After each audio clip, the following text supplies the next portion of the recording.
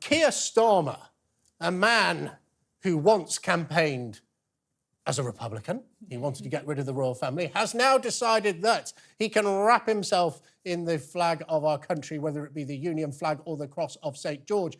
I say, my dear friends at home, because he's trying to get your votes, but his latest sort of campaign on this is he is outraged.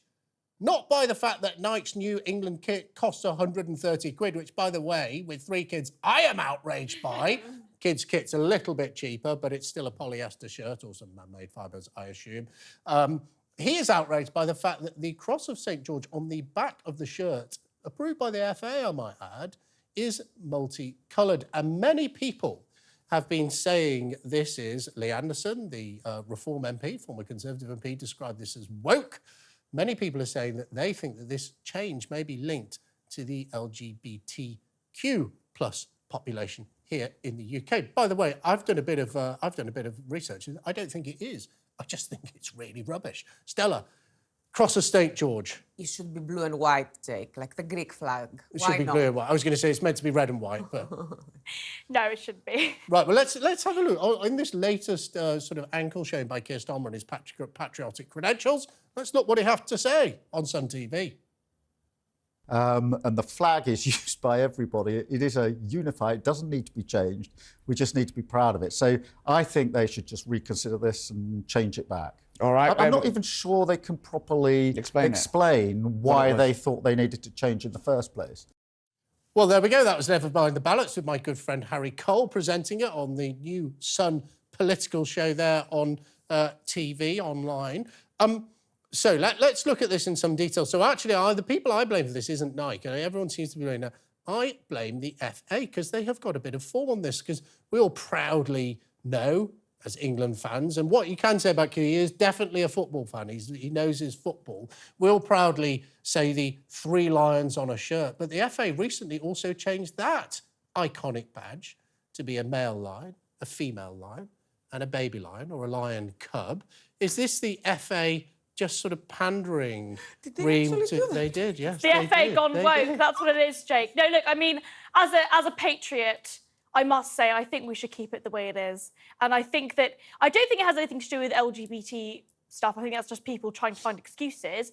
But I do think it just no one wants bad. it. No one wants it. FA, if you're watching, no one wants this. Change it back. We are England fans. If you're English, I appreciate lots of people aren't English. There are other parts of the world that people come from, like Greece. But if you're an England fan, you just want the England flag on the England kit. It is a low bar. I'll even accept the fact that you've wokeified the 3 lions, but just leave the flag alone. It's an insult to our nation, And Stella. you have nice colours as well. I mean, it could be so much worse. There are all of these horribly ugly flags to choose from around the world, and you have, really nice colours, blue. I'm red, proud white. of the English flag. I think we should have it everywhere. But you know what? I think this is actually Keir Starmer trying to win back those red votes. Do you think he should have got involved in this? No, Is this he what really you want to hear? believes that. He really, come on, guys. Keir Starmer really believes that he is. He is a very passionate football fan. This is not something. He's not an act. We know that. It's true.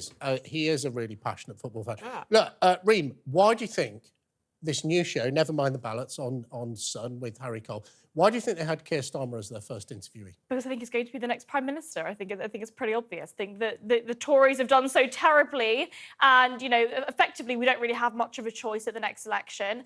The Conservatives and the Labour Party aren't offering anything too different. People aren't particularly enthusiastic about a Keir Starmer in number 10, but he is going to be the next Prime Minister, undoubtedly. Well, you heard it on the Sun TV first.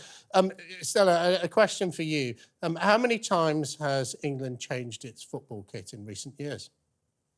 I obviously have zero idea. Okay, Jake, well, I can tell you. I can tell you. Question. Are you trying to get me deported, Jake? Once again, no, this is what you're trying it's not to the do. British thing. Gathering the evidence that I'm a bad patriot. I can tell you, it's fewer times than Keir Starmer's changed his mind on policies. That's the only measure that matters. And my final point on this, quickly, both of you again, Keir Starmer refused to confirm or deny that he'd taken drugs. He just said, I've had a good time at university. I'd recommend everyone watches Never Mind the Ballots. Don't turned off talkTV, but I think it's available online. Does this matter anymore, Stella? That's so 2008, that question. Have you taken drugs? I mean, also, can I just say, I somewhat prefer it if they have, because at least they've lived a little. Yeah, like just it makes it I 100% agree with you. I don't think people care. But it is interesting if you were Director of Public Prosecutions and you did it at the same time. There's no suggestion whatsoever that he did, by the way. But that would be interesting. And I guess that's why Harry Cole, brilliant political journalist that he is, asked that very question.